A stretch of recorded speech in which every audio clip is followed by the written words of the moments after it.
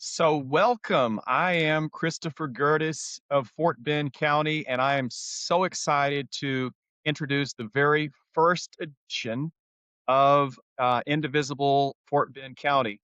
I am so happy to introduce our candidate for the United States Congress District 22, Marquette Green Scott.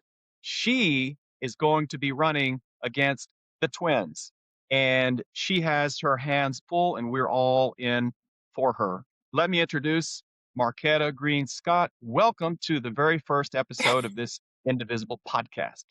Oh my gosh, thank you, Chris. I am so happy to be here and I'm honored to be your first guest. Yes, indeed. So let me start by asking you um, I know that a lot of people know you, but there's certainly people that don't know you. Introduce yourself, give a little bit of background, your education, your family life, and what inspired you to excellence, because I think you have a really great story to tell. Well, as you said, I'm Marquette Green Scott. I am the Democratic nominee for Texas Congressional District 22. This is my second time. I ran in 2024. I was the nominee and I got almost 40% of the vote. I know we're gonna win this time. I am from Opelousas, Louisiana. It's a Cajun country. It's part of Cajun country. I am the youngest of five kids. I have Wow, three sisters you're the and a baby. brother. Yes, yes. And my grandmother primarily raised me. My mom was there, but I stayed with my grandmother, and I think that she's the reason I'm the woman I am today. I have one daughter, Caitlin. She's 26, and I have a husband, Lisco. He and I have been married since December of 2022. So we're still newlyweds, and this is my second congressional run during that time. So he's he's That's very awesome. supportive. He's my campaign manager. I call him my Mr. Everything because he does everything. He's my bodyguard. He's my handler. He's my I wouldn't mess driver. with him. He's my driver, so he does everything for me, and I'm very grateful to have him. What inspires me? I always say I'm a public servant. I love people, and I love doing for people. And I say it's a little selfish because I feel good about it. It makes me feel good when I help people. Um, I am an attorney. I practice in Texas and Louisiana. I've been licensed in Louisiana since 2004. I've been licensed in Texas since 2016. I am a former teacher. I taught high school and college mathematics. And Mm. I am Mayor Pro Tem for the city of Iowa Colony. I've been on council since 2021, and I love my community and I love serving my community. That is that is awesome. That's really awesome. So let me just jump into this. I think the single burning imminent issue is the Iran war right now. And I think it's quite interesting that if America is a global power, the oil was flowing freely right before the war started. And now it's like we stuck our fingers in some place that we didn't expect the outcome was going to be. Now it seems that we don't have control over the Strait of Hormuz, and gas prices are skyrocketing. Yes. And what does this say to you about the priorities of our of Donald Trump and the sort of the MAGA crowd? What does it say about the priorities, where our country is and where it should be going, in your opinion? Well, I think it says more about Congress than it does about Donald Trump because Congress is the entity that has the authority to start a war or to declare war. So the fact that we are in a war, but Congress has not declared it says more about Congress than it does about the president or even his followers. The fact that we are spending $1 billion a day and he's asked for 200 billion more Exactly, says exactly. that we're not putting America first. Because if we Not at were all. putting Americans first, we would have health care. We would have we would be able to pay for daycare for our kids. We would have Medicare and Medicaid. We would not be worrying about them to the extent we Right. are. And we Right. have a president who has said that we can't worry about daycare, Medicare, Medicaid He because literally said that. we're fighting wars. Yeah. And why are Shocking we statement. fighting wars? We Yeah. don't know why we're in this war. We don't know what the strategy is, what the plan is, what an exit strategy is. The American citizens don't know, but our tax dollars are being used to pay for this war. And Exactly. so it's time for Congress to stand up Right. because Okay. they have allowed him to usurp their power. Absolutely. Absolutely. It's time for the Constitution to work again, right? Yes. So, okay, so let me ask you this. So, Texas District 22 has a real diverse population, okay? And it's rapidly growing, right? Yes. How do you plan to ensure that all voices are represented in Washington, all types of people, even handsome white males like me? How do you propose to engage and make everyone feel represented? And you are a handsome white guy, Thank you. Chris. Well, even right now, I have a very diverse coalition of people, and I want to expand that because I believe that every voice should be heard. I believe in holding town halls, so I would definitely want to hold town halls and work with local municipalities and the county officials to see what's needed in the district. Meet with all of the different religious groups because we do have a very diverse religious Absolutely. community or diverse religious communities in Right. CD22. So I believe that effective leadership reaches out. And it's something that I am learning with city council, with some of the things we're Mhm. dealing with right now.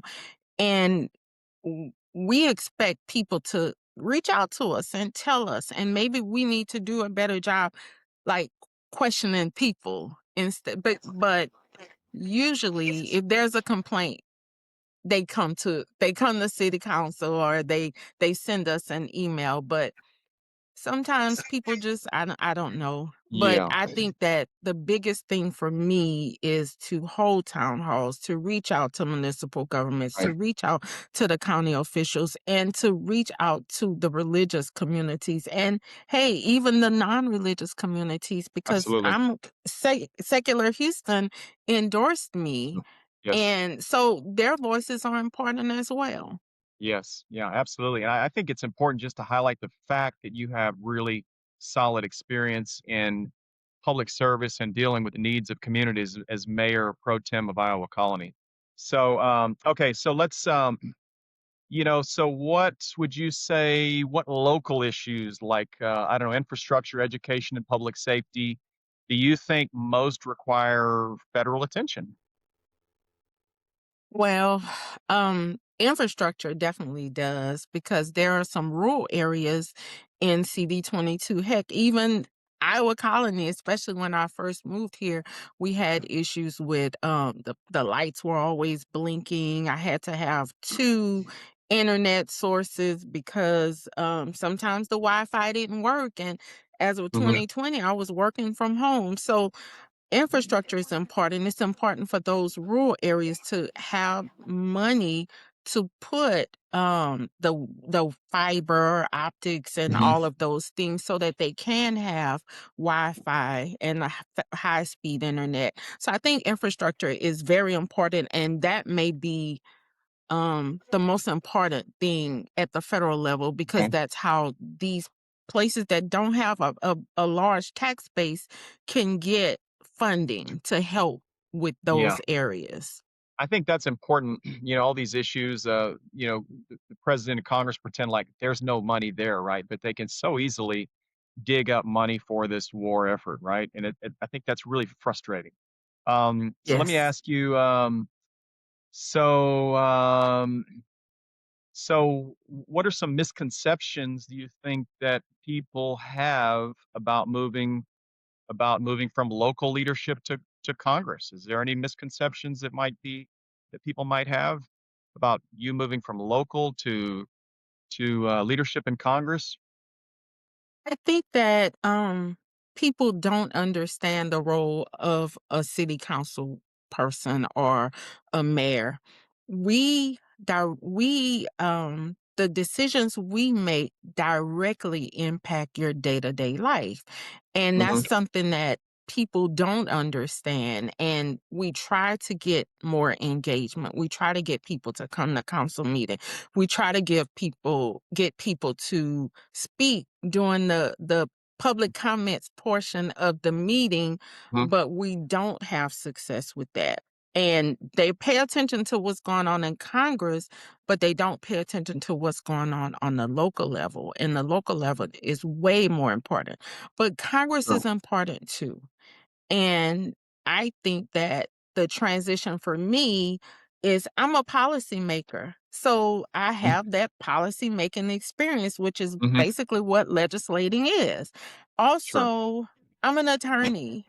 And so I understand the Constitution and I understand how our Constitution is being trampled on right now. So I don't know. I think the misconception is not understanding that at the local level, we are policymakers and how Sure. we affect your life directly.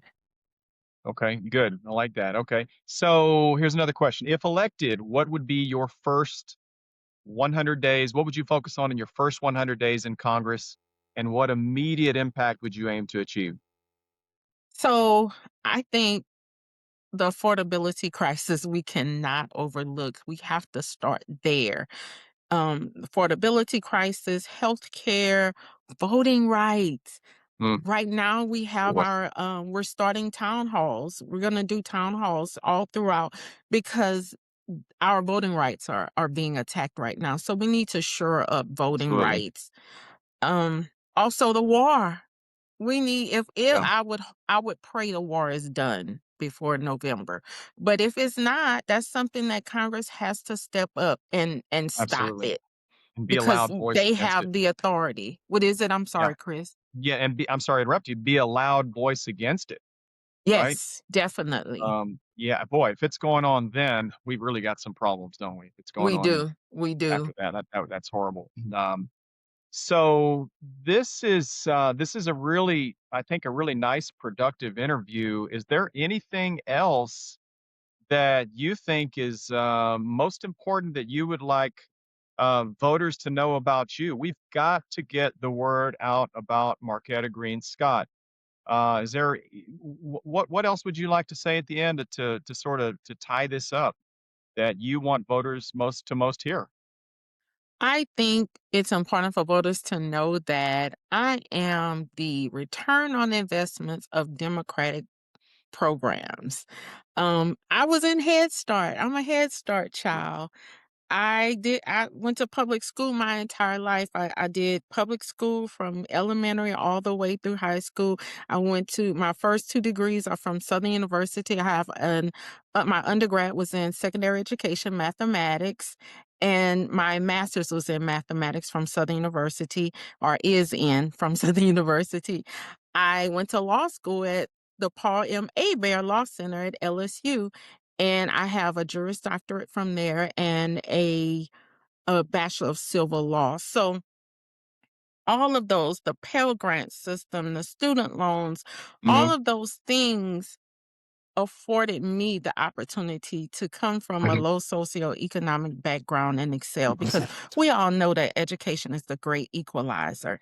And to try to destroy the Department of Education is a way to keep low income people from excelling. Absolutely. I had people who recognized me and who helped me, and I had a grandmother who prayed all the time, and Mhm, she got her high school equivalency degree when she or diploma when she mhm, was I would think she was about 70. All I remember is as a little girl, she would wake me up at night mhm, to help her with her homework. Those things stick with a child. And mhm. I think that that's what gave me the understanding of how important an education was. So I need people to know that I worked very, very hard for everything that I have, and nothing was given to me. I wasn't born with a silver spoon, but I understood. I always say I had a praying grandmother because my grandmother prayed for me, when I didn't even understand what it was Mhm. what she was doing, Sure. and as I got older, I realized the impact that she had on me, and I'm just so grateful and appreciative for that. That's a really nice story. I just think it's ironic, isn't it, that the government, they end the Department of Education and create the Department of War. Where are our priorities? Well, Um, that says where the priorities are. yes, yes. Um, Marquetta, I really appreciate you being the first guest on this podcast. I think this was really fun, and we are going to be energized to get out there and support you. And everybody, please share this video clip. And Marquetta, we will be in touch very shortly down the road, I'm sure. And once again, thank you so much. And let's get it rolling. Thank you, Chris. I'm so happy to have been here with you. Take care. Bye Good bye. luck on your Yes, thank podcast. you. Thank you.